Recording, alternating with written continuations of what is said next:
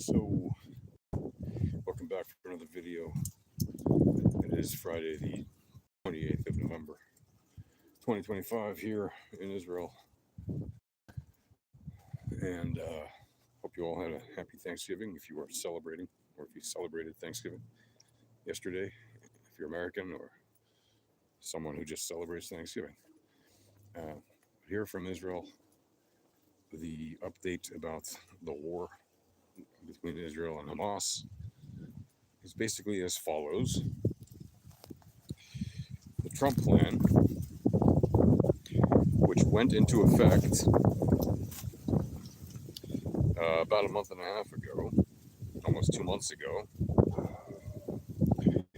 has yet to see the end of the phase one, in which Israel is supposed to receive all of the hostages, living and not. And so far, that has not happened. So far, Israel is still waiting on the return of two hostages, one of whom is Israeli, and one of whom is Thai, who was never returned, despite the separate deal that Thailand cut with Hamas a couple of years ago, shortly after the war began, in a couple of months or so. And all of the living Thai hostages have been returned, in theory, at that time. But there is still one that's in Gaza. As far as we know, he is dead, but of course that will not be confirmed until he is received by Israel and his forensics are examined and identified and confirmed. So we don't know. But that means there are still two hostages in Gaza right now being held by Hamas and the Palestinian Islamic Jihad and or other groups. Also, there are Palestinian terrorists who remain in tunnels in areas that Israel controls, and there's still almost 200 of them as far as anyone knows. It could be as little as 60 or 70 or 80, and as many as a couple hundred, allegedly or reportedly, by IDF and Hamas officials who've said that there's that many in there, without giving specific exact numbers, because it may also be the fact that nobody actually knows the exact numbers, including the people in the tunnels themselves, because they are in different tunnels. They're not all in the same place, and they may or may not have exact head counts. Their communications may or may not all be working.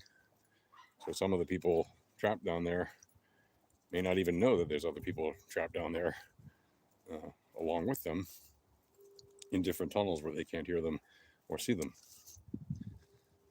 or communicate with them in any way.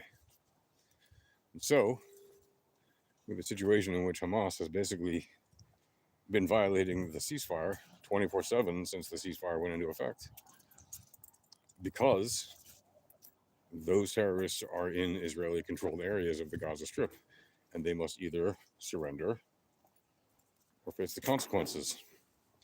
If they try to flee back to Gaza, well, so far those that have tried to flee have either lost their lives or been arrested.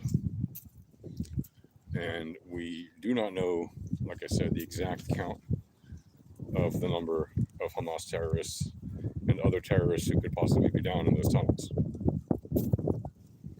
What does this say? Skeep beep. Hello, Cindy Trek.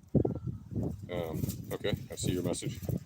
There's a message here held for review. It says, when you doing if a real one like me goes... you're grotesque. Okay. Well, hello to you anyway. Try to be polite, would you? Thanks. So right now, the status is the ceasefire is still in stage one, phase one. And it has yet to actually see the Hamas honor that phase and get to phase two. And the very obvious reason for that, as I've said many times in these videos, is because Hamas obviously has rejected phase two and any further phases of the deal because they know exactly what phase two means. They know that it means they're giving up power, they have to give up their guns, and they have to depart the political scene. And that, hey, how are you? Get out of the street, get out of the street. High five, give me a high five. Boosh, give me a high five. Tinyad, Yofi, Yofi. You speak English too? Leather? No, okay, wait. Is a Yofi. But you said it in English. Good job. See my friend. I know, I can see that. You guys have a wonderful day and a beautiful Shabbat. Shabbat Shalom. You speak English? Yeah. What are you going to do? Like English? Say hi to your bro. Like English? לא, גם עברית. וגם צרפתי. מה אתה יודע צרפתית? אני יודע צרפתי. אני צרפתי. תדבר. Bonjour et au revoir et Shabbat Shalom.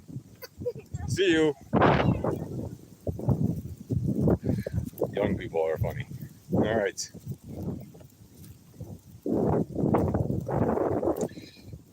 Anyway, so like I said, Hamas has no interest in getting to phase two because it means that they have to give up power. And obviously they don't want to do that. They don't want to give up their guns. They don't want to give up political power. They don't want to leave the scene. So they're doing everything they can to derail the process. And basically that means they're trying the patience of America, the UK, European Union, Qatar, Turkey, all the different signatories, Indonesia, all the different countries that signed on to this plan. And so we are seeing it in real time. We're seeing the breaking down of this plan by it being put to the test. And basically Hamas is really hoping for Israel to strike first and basically say, yeah, we're back to fighting. Because then Hamas can cry and yelp like little whelps that they are and say, oh no, they're attacking us for no reason. I don't know, it's not no reason. They violated the ceasefire from the very moment it started. And we need to see some actual changes in what's going on before we can actually trust their side to actually go forward with what they've done, right? We need to see concrete steps. They need to actually disarm. Right now, they're not disarming, so we can't take the measured steps to go towards phase two,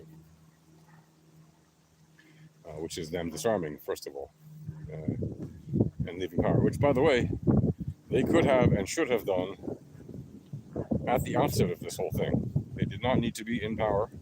They did not need to have guns. They did not need to have political power in order to return the dead hostages, let alone the living ones.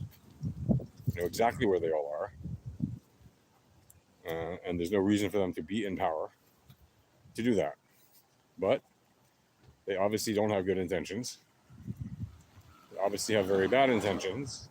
They are, after all, a terrorist organization, not an organization of bunnies and kittens. So you should really expect nothing else of these people other than what they're already doing. Keep in mind there are other, things involved in this plan. Not only do they have to give up guns and power and political power. What did you say? Are you what? Am I what? I know what you're saying, Mali, whatever. Are you? Yes. Yes, I am. Are you? I think, therefore I am. You know that saying? So, in addition to giving up guns and power in politics, Hamas has also agreed, right, on paper, they signed onto the plan. That means that they are accepting that an outside force will come in, like an international force will come in and provide security to Gaza and basically be like an international police force to maintain law and order in the Gaza Strip. The thing is, that is about as likely to succeed as every other international force has ever been, which is to say, not at all. It is not at all likely to succeed. We've seen multiple cases of such things fail grotesquely in the past, including the UNIFIL, which is the United Nations International Force in Lebanon, UNDOF, which is the United Nations was it Disengagement Observer Force or Diplomatic Observer, whatever. Basically the blue helmets who observe the ceasefire, the armistice between Israel and Syria. They basically do nothing. And the United Nations Peacekeeping Monitor Force in the Sinai, which also basically does nothing.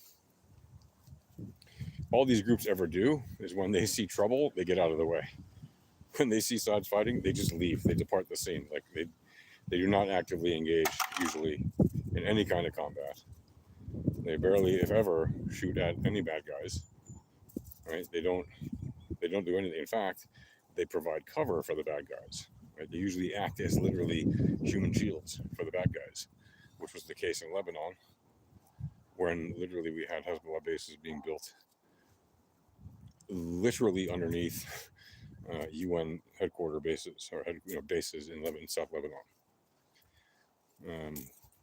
Within they had entrances to their tunnels and terror networks within 25 yards of these UN bases. Not exactly something that the UN didn't know about, right? I mean, it's literally right in front of their door. But somehow it is still the general thinking, sort of the thought of how it's going to resolve. So I don't put much faith in this plan. I would like it to succeed, but the probability of it succeeding is extremely low, given who Hamas is and how absolutely unreliable they are. Anyway, that is the current status update. Hopefully we'll see positive changes, but I wouldn't lose sleep over it. So for now, that's going to do it. I wish you all well. Catch you guys in the next one. Peace from Israel. Shalom. And also Shabbat Shalom. Take care.